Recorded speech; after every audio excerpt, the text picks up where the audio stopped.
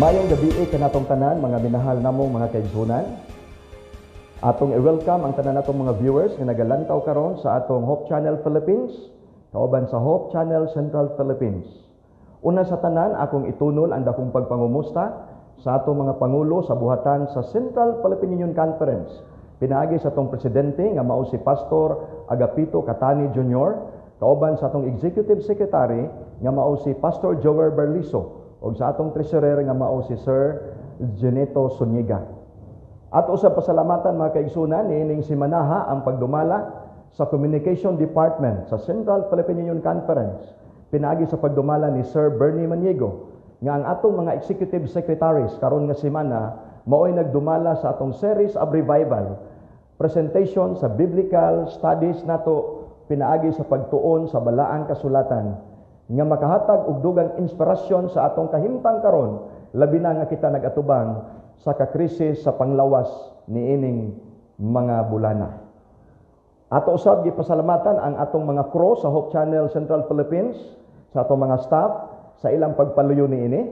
O ingon man mga kaigsunan, akong ipamumusta ang among presidente sa Samar Mission nga mao si Pastor Emerson Lucion, kauban sa among mga officers, mga departmental directors, sa among staff, o sa tanan namong mga field workers, sa among mga pastors, sa tanang mga kaigsunan karon sa Samar, nga nagalantaw niining atong programa niining kagabihon. Salamat igsuon og mayong gabi kanatong tanan. Mga kaigsunan, sa dili pa kita magatuon sa mga pulong sa Dios niining kagabihon, ako nagadapit kanimo sa usa ka pag-ampo samtang kita magatuon sa pulong sa Dios niining kagabihon. Atong idukong atong mga ulos pag-ampo. Balaan nga Dios nga naa ka trono sa kahitasan sa mga langit. Nining takna Ginoo sa kagabihon nagaduol kami kanimo sa pagpaminaw sa lain na usab nga hugna sa pagtuon sa imong mga pulong. Lamdagi ang among hunahuna og kasing-kasing nga kining mensahe nga among pagatun-an muhatod kanamo og espirituhanon nga pagtubo samtang kami nagaatubang sa mga hagit ug mga suliran nga among ginaatubang nining yutaa. Ayaw kami Ginoo pasagdi, himua nga ang mensahe karon muhatag og paglaom sa matag usa kanamo samtang kami nagapadayon ug nagapaabot sa imong ikaduha nga pagbalik. Kini among pasalamatan pinaagi sa ngalan ni Jesus nga manluluwas. Amen.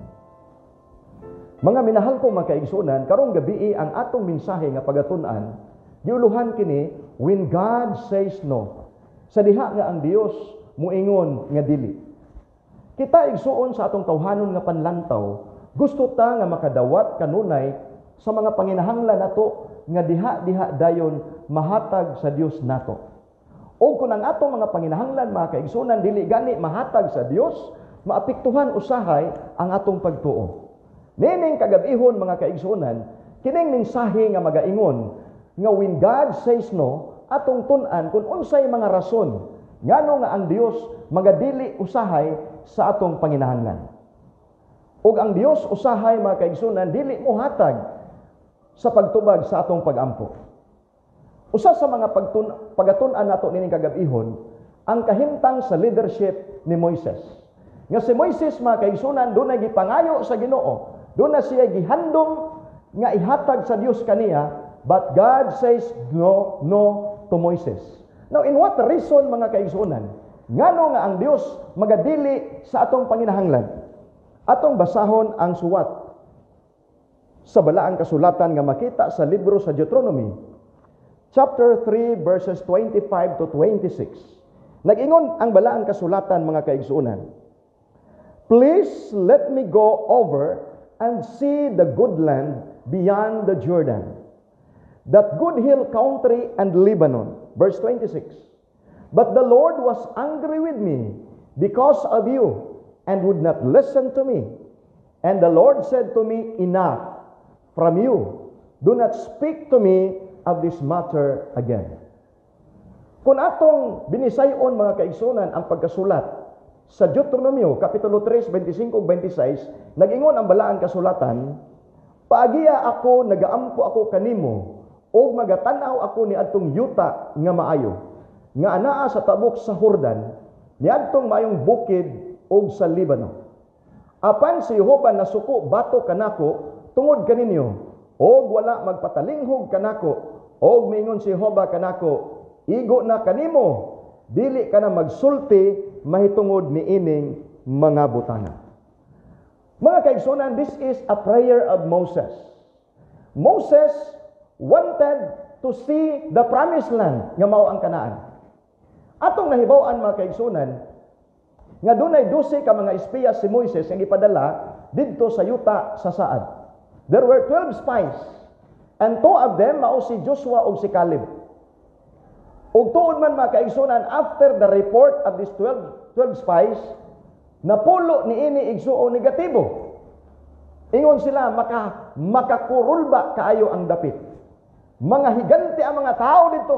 Delikado ang kahimtang dito. Kung muadto ta Moises, mga matay ta dito. But you know, there were 2 persons nga mao si Joshua ug Caleb. Positibo ang ilang paglantaw, maingon sila, tinuod, daghay mga higante dito. Tinuod, gamay lang kita nga grupo sa mga tao. Pero nasayod kita nga kining awaya dili ato iya sa Dios. Ug nindot ang dapit Moises, nagaagas ang dugos ug ang gatas. Mo na mga kaigsunan nga kung atong tun-an ang background ug kaagi ni Moises sa diha nga siya gitawag sa Dios. Human si Moises nakapatay sa usa ka Ehiptohanon mga kaigsunan, milaya siya ngadto sa maong dapit sa kamingawan.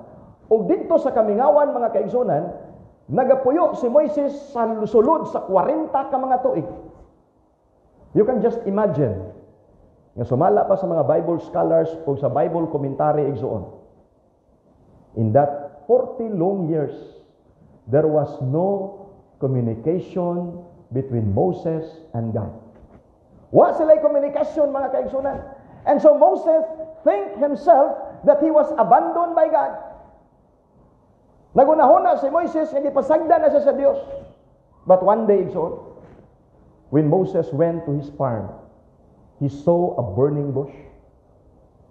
Og natingala sa igsoon, kay way laing tao dito, unya ang sampinit nga nasunog, wa man malaya. But later on, he heard a voice, Moses, come to me, Moses. Uy, iyang nabalaan mga kaigsunan, nga dunay tawag ang Dios kaniya.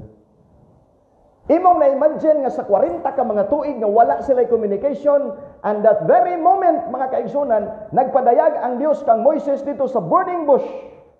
And so Moses realizes that it was God. Apan ningon ang Dios kang Moises, Moses, tantanga ang imong sandalyas, kay ang dapit nga imong gitindugan usa ka dapit nga balaan. Now the question is, what makes the ground holy? Or what makes the place holy mga kaigsunan? Is it because nga secluded si Moses sa mga kahilayan? O tungod ba kay nagsiga ang maong burning bush? The answer mga kaigsunan, the place becomes holy because of the presence of God. Mga kaigsunan ko nga naminaw karon sa atong television, sa atong Facebook page, ang atong mga iglesia dili ikalimod nga doon natin mga simbahan nga wala in taon mahuman. Usahay mo kumparar ta sa mga ubang simbahan nga nindot lang taon. Ang atong iglesia usahay kahimtang mga kaigsunan, kawayan lang, nipa or pawod lang siguro ang ato. But I'm telling you this evening mga kaigsunan, when the presence of God is in the church becomes holy regardless sa imahe. Regardless sa kahimtang sa mong iglesia, finish ba siya o wala mahuman? Basta kay ang nagsimba igsoon, na-realize niya nga naa ang Dios uban nila, the church becomes holy. Dili tungod kay nakapablaan ang atong mga pastor, ang atong mga elders, ang atong mga kaigsunan sa iglesia. No! The church becomes holy. It is because of the presence of God. And so the Lord said to Moses, kuhaa Moises ang katawhan sa Israel gikan sa Ehipto ug dad-a sila ngadto sa yuta sa Saad. Tiyon mga kaigsunan, giadto ni Moises ang katawhan ug dili lalim igsuon nga mangulo ka ug gatusan ka mga tao. Matud pa sa uban nga pinulungan, maayo pa daw magdala og usa ka gatos nga karabaw kaysa gatusan ka mga tao nga imong dala. Why? Because we know, mga kaigsunan, nga ang tao is a rational being. Mangita gyud og paagi. And so, samtang sila igsuon nagalakaw padulong ngadto sa kanaan. Atong nahibaluan, gatusan ka mga tao. Primerong adlaw wala pa siguro yung mga reklamo. Ikaduhang adlaw dili pa siguro kaayo samok ang ilang paglakaw, pagpanaw.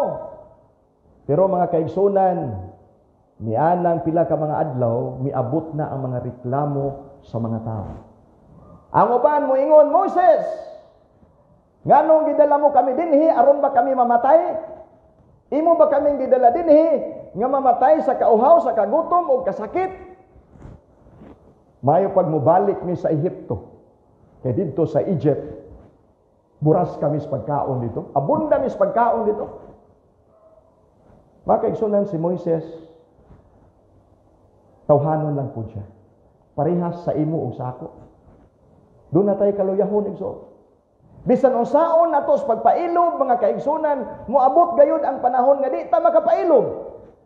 And here comes Moses, tungod sa mga reklamo sa mga kauban niya, mga Israelhanon, miabot ang panahon igsuon nga nawad-an sa pailob. And what was the reason why Moses was not able to enter the promised land? There are 4 major reasons why Moses was not allowed to enter the promised land, mga kaigsunan. First reason, Moses disobeyed a direct command from God. And second reason is, Moses took credit for bringing water from the rock. And the third reason, mga kaigsunan, Moses committed a public sin in front of all people that couldn't go unpunished. And lastly, Moses struck the water, giving rock, and that rock represents Jesus Christ. First reason why Moses was not allowed to enter the promised land, it is because Moses disobeyed the will of God. Gisupak ni Moises ang kabubuton sa Dios. God speaks to Moses, Moses, speak the rock, and the water would come out from that rock. Pero igsoon, instead to speak, Moses struck the rock twice.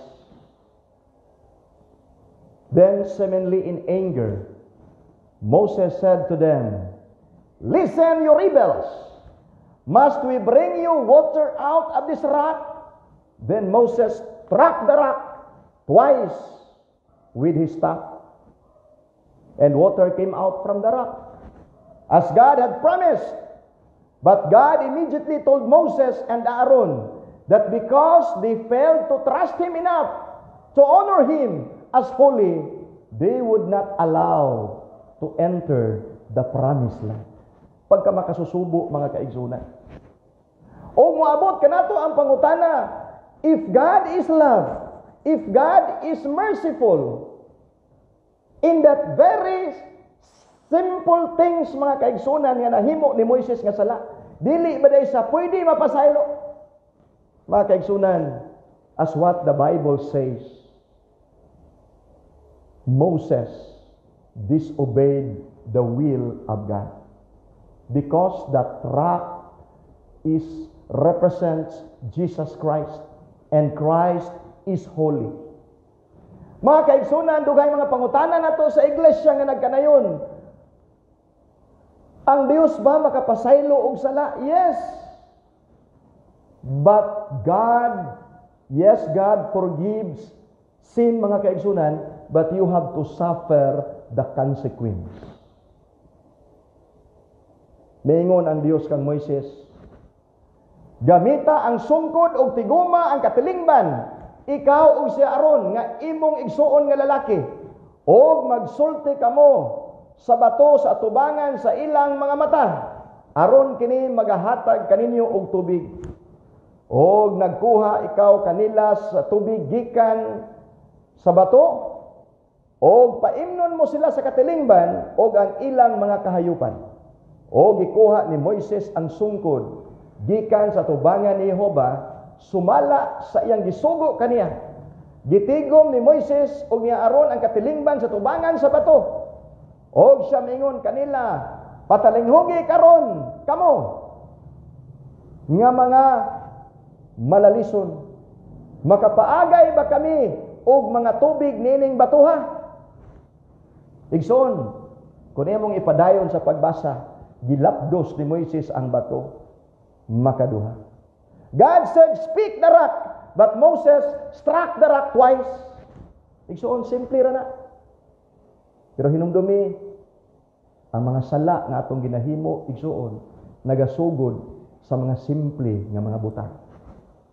O kinay mga simple nga mga butang, mga kaigsunan, usahay mao kini babag kanato sa ato mga hangyo, mao kini makapababag kanato sa mga pagampo nga dili mahatag sa Ginoo. There was a quotation from Ellen White says, "A Christian reveals true humility by showing the gentleness of Christ, by being always ready to help others, by speaking kind words and performing unselfish acts which elevate and ennoble the most sacred message that has come to our world." Pagkanindot, igsoon. Ang pinaka-importante nga mensahe di ay sa kalibutan, mga kaigsunan, mao ang pagpadayag sa Kristohanon atong pagkamapainubsanon, sa pagpadayag sa kalumo diha kang Kristo. Nga kita andam kanunay sa pagtabang sa uban ug sa paglitok sa mga pulong nga makaayo sa atong isig katao. Igsoon, nawad-an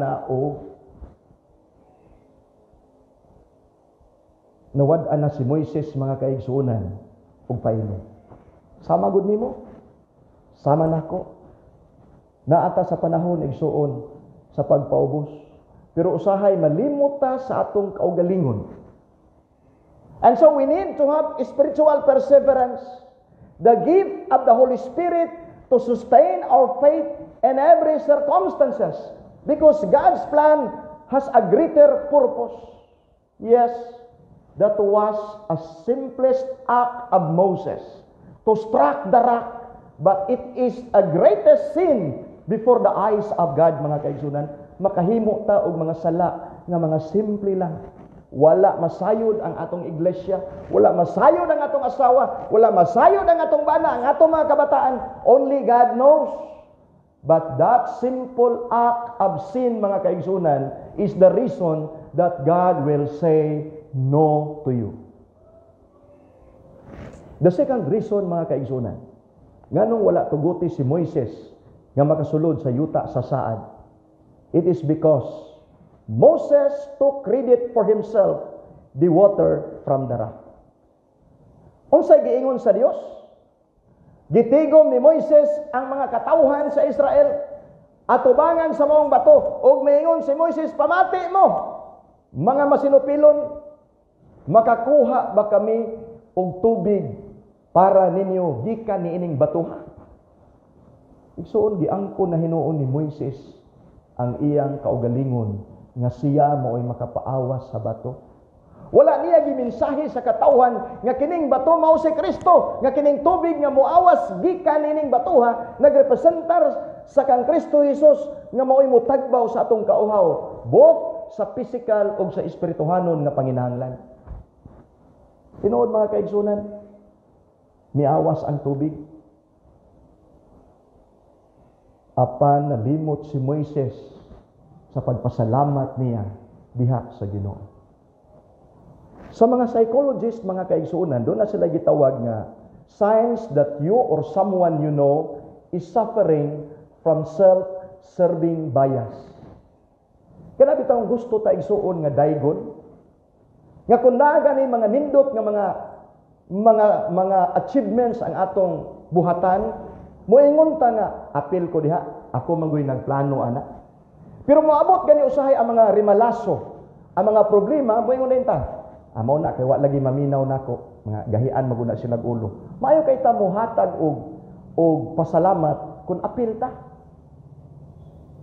Pero kung naa gani mga problema mo ikyas ta, gitawag na igsuon nga self-serving bias. And what are the signs and symptoms igsuon niining self-serving bias? Nag-ingon diha ang psychology nga mao si gi-project ni mga kaigsunan sa mga author, overinflated ego. Kana bitong murag mulubo o mudako ang atong ulo. Obsession with praise and approval. Gusto ta nga daygon, gusto ta nga ang tibuok kalibutan masayod sa atong mga nahimo nga achievements. Taking credit for team efforts. Mo to gingon ako ganiha nga kun do na gani success nga mahimo ang usa ka grupo, moingon ta ako manggoy nagplano ana. Lack of accountability, tendency to blame others. Kun do na nay mga sayop, mubasol na ta sa uban igsuon. And then settling for comfortable conclusions, inability to recognize failure. Mao na mga kaigsunan ang kinaiya nga nahimo ni Moises. Wala siya muhatag og credit sa Ginoo. O kung atong palawman gamay igsuon ang kanang gitawag nga self-serving bias. Doon ay gitawag ang mga psychologists nga cognitive bias.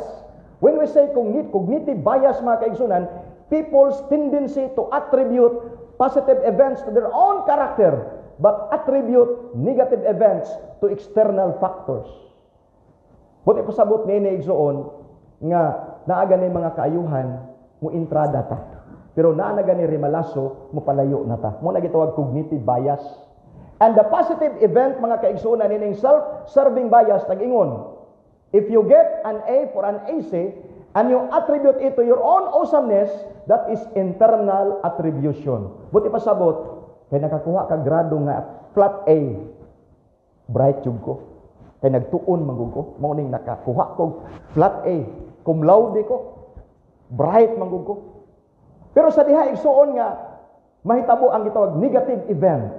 You can get a grade of C. You have to blame and you will blame your professor. Maingon dayon ka. Mao ni hinungdan nga nakakuha kog C kay kana magud among professor. Giinitan manggug ko ana niya. Kay ako magsupak-supak manggug ko ana niya. Mao na nga di ko niya ganahan hatagan og C. Mangita gyud kag rason mga kaigsunan, dili ka mo angkon sa imong weakness. Kaya ang imong ipadako, ang imong strength ra gyud pirmi. Ug maunay kinaiya ni Moises igsuon, nganong wa tuguti siya nga motabok sa yuta sa saad tungod sa kinaiya niyang ikaduha, he took credit to himself than to give credit to God.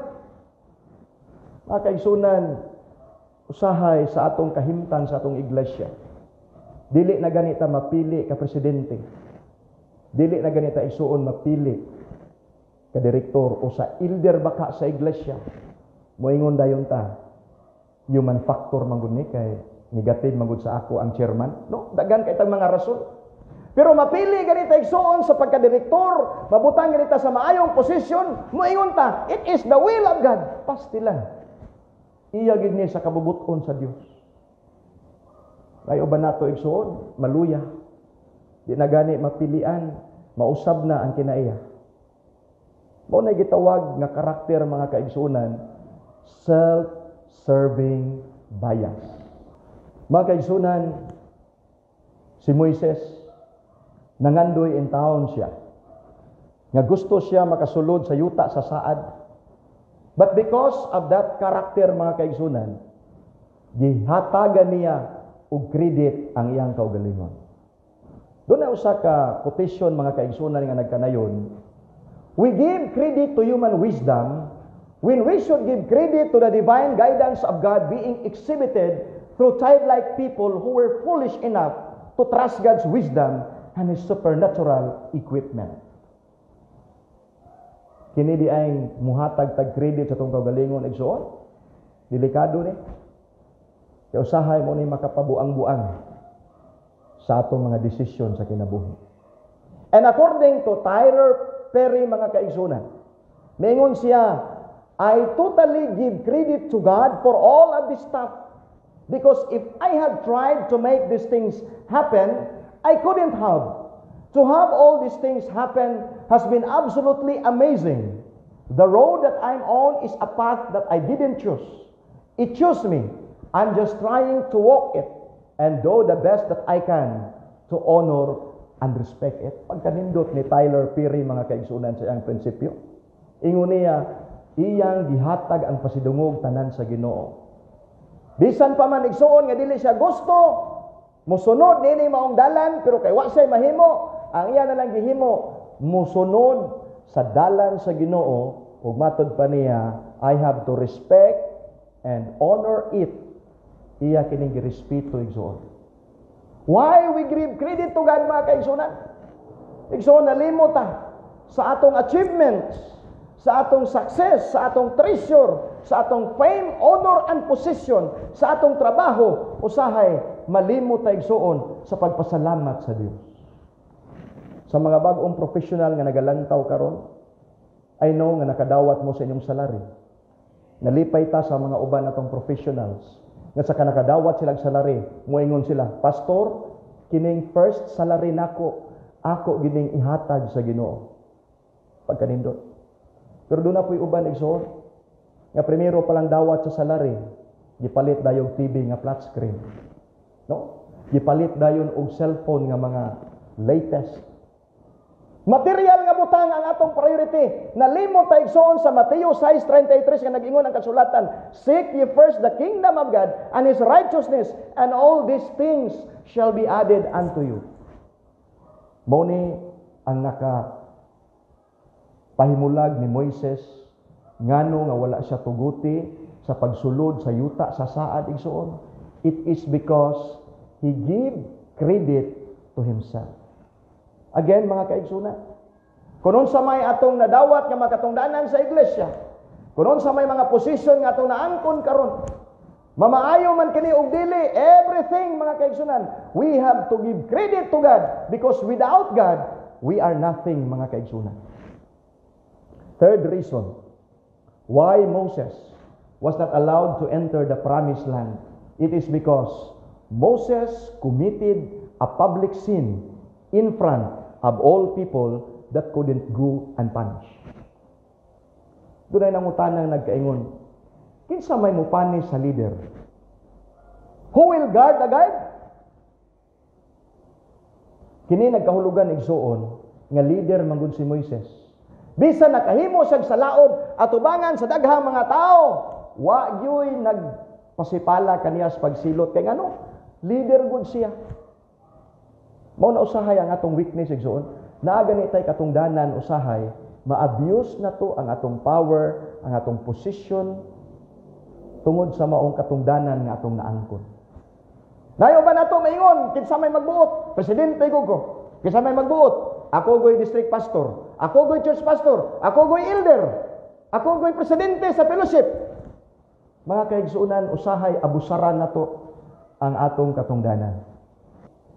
Nahinumdum ko, mga kaigsunan, sa gipost sa Facebook, may tungod din mga traffic enforcers.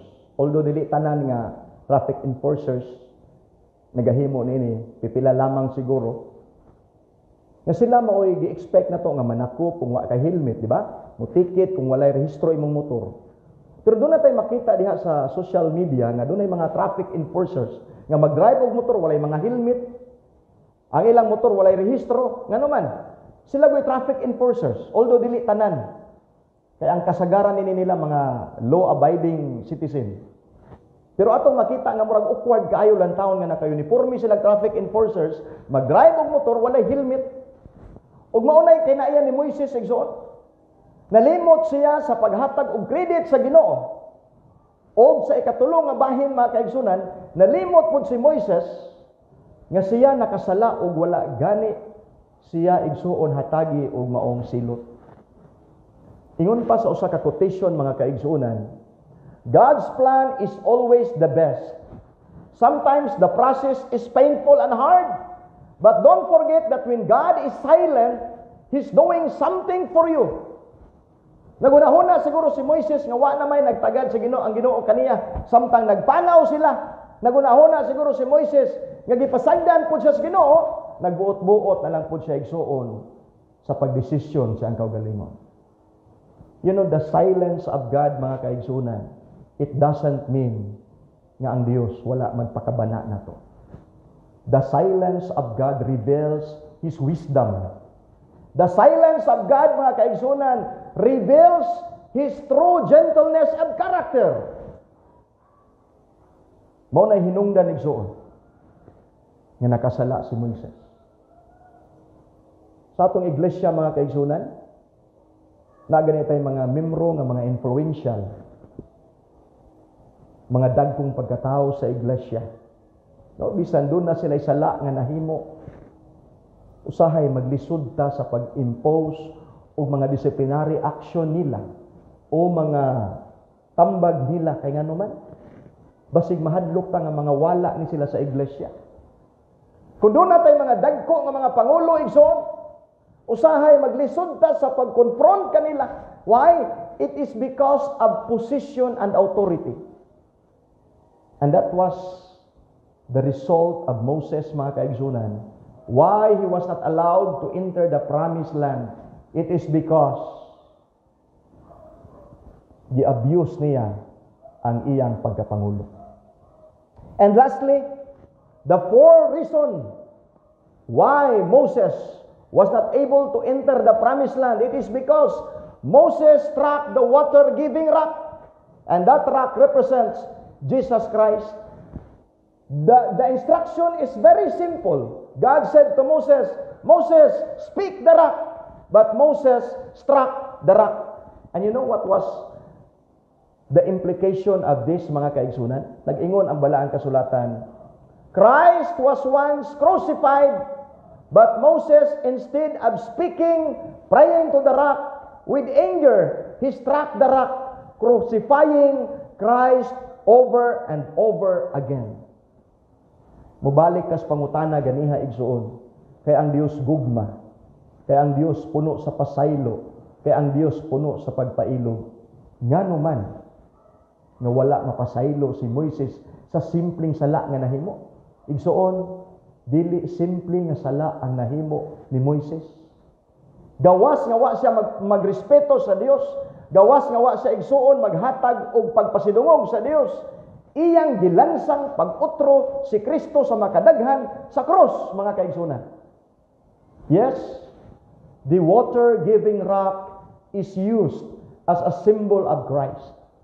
The rock was struck, and just like Christ was crucified once, Moses is speaking to the rock, and it could have been meant as a picture of prayer. Jesus was struck once, and he continues to provide living water to those who pray in faith to him. When Moses angrily struck the rock, he destroyed the biblical typology and in effect, crucified Christ again. Mao nay pinakadakong salaod nga nahimo ni Moises igsuon. Kadto di ay usa ka panlantaw sa tinuod nga mga butang nga bisan tuod bato lamang ang gibunalan ni Moises.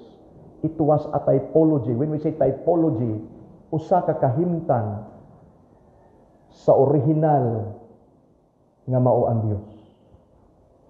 Igsuon, makasusubo kayo. Kaya usahay sa atong kaugalingon, moingon ta, usara man ni kabaso nga tuba. Simple ra ni, pagpabuhi ra ni sa dugo.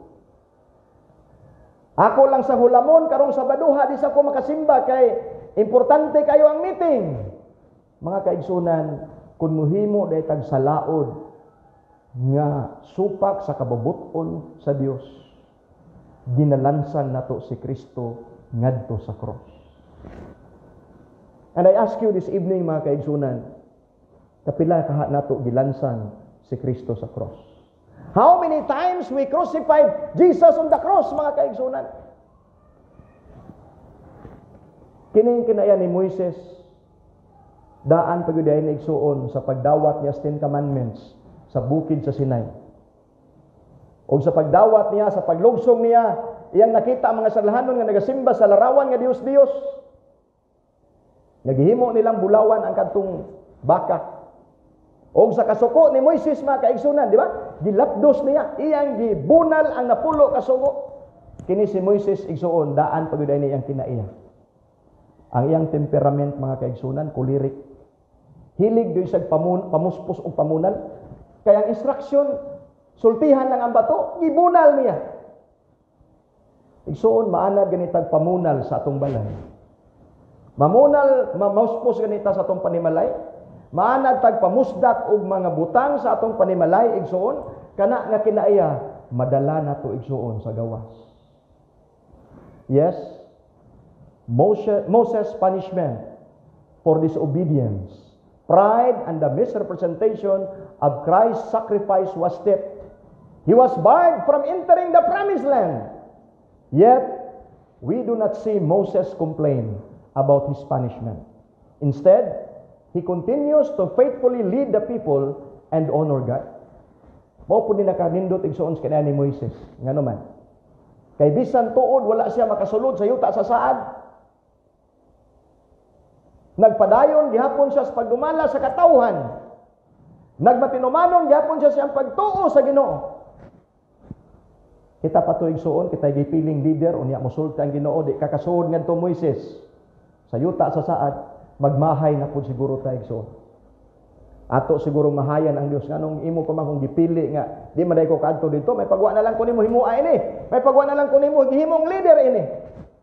Kaya ato igsoon sa iglesia, di ba? Ginagmay lang nato nga mga butang nga dili nato ma-acquire, mangluod ta. Unya usahay ang mga kaigsunan dili na gani mo simba. Kung dunay mga kahiubos nga wala matuman ang ilang mga gusto. Ang mga pastor kung dili nato matumanan sa ilang gusto, maghimo tag petisyon mga kaigsunan nga kini nga pastor ipa-transfer nato. Pero igsoon musulti ko nimo karon. Pabilin ta sa pag-alagad sa iglesia nga matinumanon. Although Moses was not able to enter the promised land, but he remained faithful to his God and leading his people. Doon ay poem nga akong nabasa mga kaigsunan. Nagtaytulan kini og iuluhan, God said no. Matod pa sa maong poem igsoon nag-ingon diha, I asked God to take away my habit. God said no. It is not for me to take it away, but for you to give it up. I asked God to make my handicapped child whole. God said no. His spirit is whole. His body is only temporary. I asked God to grant me patience. God said no. Patience is a byproduct of tribulations. It isn't granted. It is learned. I asked God to give me happiness. God said, no, I give you blessings. Happiness is up to you. I asked God to spare me pain. God said, no, suffering draws you apart from the worldly cares and brings you closer to me. I asked God to make my spirit grow. God said, no, you must grow on your own, but I will prune you to make you fruitful. I asked God for all things that I might enjoy life, but God said, no, I will give you life so that you may enjoy all the things. Pagkanindot sa Dios mga kaigsunan. Ngano di ay nga dili tahatagan sa atong mga gusto usahay sa Dios. Tungod kay ang Dios dunay pamaagi nga ihatag niya kanato mga kaigsunan. Yes, Moses was not able to enter the promised land. But God has something special for Moses, mga kaigsunan. When God says no, it doesn't mean rejection. When God says no, it means you wait. When God says no, I have a good plan for you. I prepare something special for you. I will give you beyond your expectation. I have a best plan for you. I want you to develop your patience. Pagkanindot sa Dios mga kaigsunan. Atong nahibaw-an di ay. Nga sa atong mga hangyo sa Ginoo, nga kung dili niya ihatag nato, kana tungod kay duna pay nindot nga mga butang ang Dios nga ihatag ngari kanato. Yes, Moses was not able to enter the promised land, but God prepared a good place for Moses, and that is heavenly Canaan igsuon. Kay ngano man ang yutan-on nga Kanaan bisan nindot ng taon apan dunay kamatayon. Apan ang langit nun nga Kanaan mga kaigsunan, walay kamatayon dito, walay mga kasakit dito. O si Moises igsuon, gihatagan og dakong kasiguruhan nga siya makasulod niya ng langit nun nga Kanaan. Yes, God says no. It doesn't mean rejection. But God has something special for you, mga kaigsunan. Akong nahinumduman igsoon ang usa ka pamilya nga nanulod sila restaurant tungod kay gigutom na sila. O gatong nasayran igsoon nga kung mosulod kay tag mga class nga restaurant, mo-order ka na yung mga menu nila. O dito nagpili-pili sila sa ilang kaunon o gitawag nila ang waiter ingon, mao ni ang among ipaluto dong. By the way, pila ka minutes maluto ni? Ingon ang waiter, naara ni sir sa mga 20 to 30 minutes. Maluto na ni. Okay. Taw-taw din soon, mga 10 minutes after, doon ay tao nga misulod. Kunya, may order po namang tao sa pagkaon, kauban siyang pamilya. Pero after 10 minutes lang mga kaigsunan, nga nag-order ang maong tao, gihatagan dayon kini sa maong waiter. Nalain ang bana igsuon sa pagkakita niya nga, siya man untay nahiuna, nga nung gitagad man tong ulahin niya. Sayang kalagot igsuon, mitindog siya, unya giadto niyang waiter, gayna niya, dong. Unsa man mo dinhi? Doon na mo yung mga pinalabi. Ganiha pa mi, mga 20 minutes naming paabot sa among menu, sa among gi-order nga pagkaon, ni ay naulahin namo, inyo no giuna pag-serve, ngano man. Nakaminos mo namo dinhi. Suko ang bana mga kaigsunan. Apan unsay tubag sa waiter sa maong bana, ingon niya, sir, tinuod na giuna namo tong tawo nga misulod dinhi.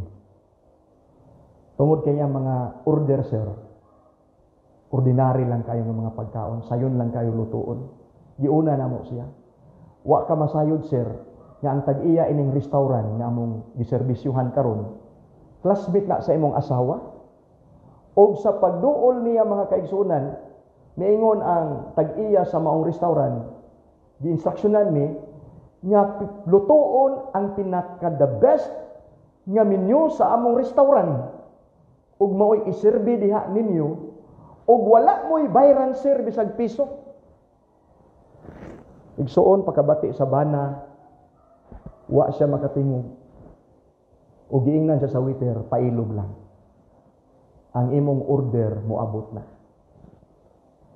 Mga kaigsunan, ang atong temperament sa atong iglesia, di ta gusto maulahi. Gusto ta pirmi maguna. Dili ta gusto nga maulahi sa atong mga hangyo. Pero ang Dios gusto siya igsuon nga i-develop ang atong pagkamapailubon kay ngano dunay pinaka the best nga giandam ang Dios alang kanato. Mao na nga sa pinadayag 14:12 mga kaigsunan nagingon ang balaang kasulatan, ani-ani ni ang agda sa mga inantuson sa mga balaan nga nagbantay sa mga sugo sa Dios o sa tinuuhan ni Jesus. And I'm telling you this evening, mga kaigsunan, nga, of all the people on earth, or of all Christians denomination, mga kaigsunan, Seventh-day Adventist Church are the most patient people in the world. Amen? Kita unta igsuon ng Adventista del Septimo Dia, ang tawo nga mapailubon sa iglesia. Makauulaw kaayo igsuon, nga kita mo'y Adventista del Septimo Dia. We are expecting to keep and to have this character nga mapailubon, pero maulaw ta kay ang silingan nato nga dili noon tumulo. Usahay maupay mapailubon nato. Usahay kining way simba-simba nga mga tao, ang mga kaigsunan nga way pagtuo ni Kristo, usahay mga kaigsunan murag maupay Dios noon kaysa nato.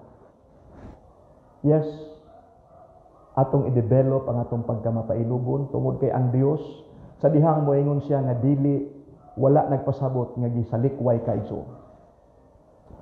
I have to end my message this evening to an illustration ni John Aquari, mga kaigsuon. Nga kini si John Aquari na record nga usa ka champion nga runner. O usa ka panahon kini si John Aquari miapil sa Olympic. Aron na usab sa pag-apil sa maong lumba sa dagan igsoon.